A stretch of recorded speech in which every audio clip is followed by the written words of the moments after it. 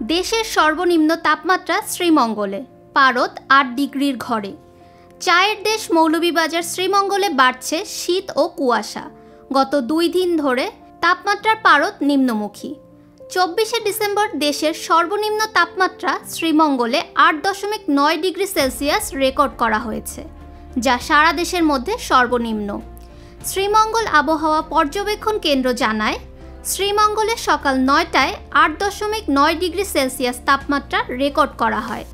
সকাল 6টায় তাপমাত্রা ছিল 9 ডিগ্রি সেলসিয়াস।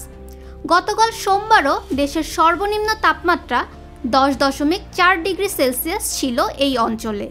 তবে সর্বোচ্চ তাপমাত্রা বেশি থাকায় এবং সূর্যের উষ্ণতা থাকায় জনজীবনে কিছুটা স্বস্তি রয়েছে। শীতের তীব্রতা বাড়ায় জেলার চা বাগান ও হাওড় অঞ্চলের নিম্ন আয়ের মানুষরা পড়েছেন বিপাকে।